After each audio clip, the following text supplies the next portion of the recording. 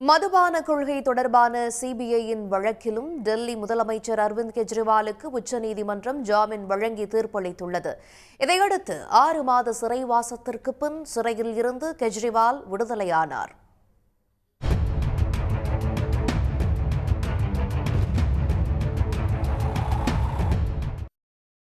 டெல்லி அரசின் மதுபான கொள்கையில் பல கோடி ரூபாய் முறைகேடு நடைபெற்றதாக அளிக்கப்பட்ட புகாரின் பேரில் 2022ஆம் ஆண்டு ஜூன் மாதம் அம்மாநில முதலமைச்சர் அரவிந்த் கெஜ்ரிவால் மீது டெல்லி காவல்துறை வழக்கு பதிவு செய்தது.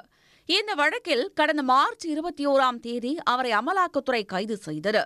திகார் சிறையில் கெஜ்ரிவால் இருந்தபோதே அதே வழக்கில் ஜூன் 26ஆம் தேதி சிபிஐயும் கைது செய்தது. இந்நிலையில் ஜூன் 12ஆம் தேதி அமலாக்கத்துறை வழக்கில் அவருக்கு ஜாமீன் கிடைத்த போதும் சிபிஐ வழக்கு நிலுவையில் இருந்ததால் அவர் விடுவிக்கப்படவில்லை.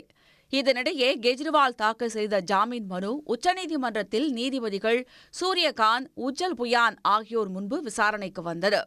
அப்போது அமலாக்கத்துறை வழக்கில் கீழமை நீதிமன்றம் ஜாமீன் வழங்கிய பின்பு கெஜ்ரிவாலை தங்கள் காவலில் விசாரிக்க கோரி சிபிஐ மனு தாக்கல் செய்தது ஏன் என்றும், ஊழல் புகாரில் வழக்கு பதிவு செய்யப்பட்டு 22 மாதங்களுக்கு பிறகு திடீரென அவரை கைது செய்தது ஏன் என்றும் நீதிபதி உஜ்ஜல் புயான் அடுக்கடுக்காக கேள்விகளை எழுப்பினார். மேலும் கூண்டில் அடைக்கப்பட்ட கிளி போல சிபிஐ செயல்படக்கூடாது என்றும், சந்தேகத்திற்கு அப்பாற்பட்டதாக இருக்க வேண்டும் என்றும் அவர் அறிவுறுத்தினார். அமலாக்கத்துறை வழக்கில் கெஜ்ரிவால் ஜாமீன் கோரிய மனு நிலுவையில் இருந்தபோது சிபிஐ கைது செய்தது நீதியை கேலிக்கூத்தாக்குவதாக உள்ளது என்றும் நீதிபதிகள் கண்டனம் தெரிவித்தனர்.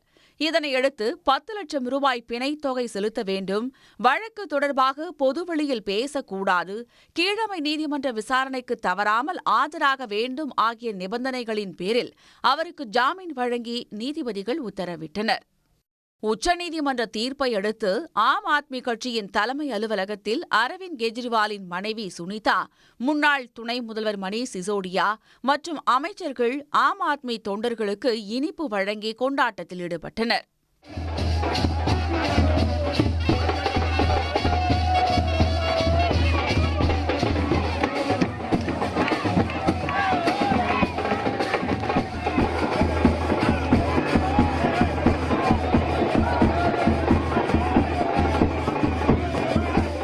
இந்நிலையில் உச்சநீதிமன்ற தீர்ப்பை தொடர்ந்து 6 மாத சிறைவாசத்திற்கு பின் திகார் சிறையிலிருந்து அரவிந்த் கெஜ்ரிவால் விடுதலையானார். கொட்டும் மழையையும் பொருட்படுத்தாமல் சிறைவாசலில் கூடியிருந்த ஆம் ஆத்மி கட்சி தொண்டர்கள் வரவேற்றனர்.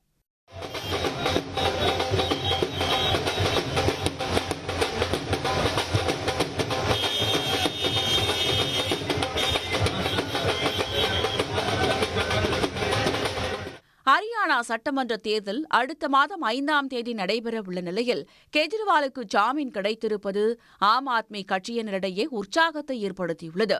உடனுக்குடன் செய்திகளை தெரிந்து கொள்ள சன் நியூஸ் பெல் ஐகானை கிளிக் பண்ணுங்க.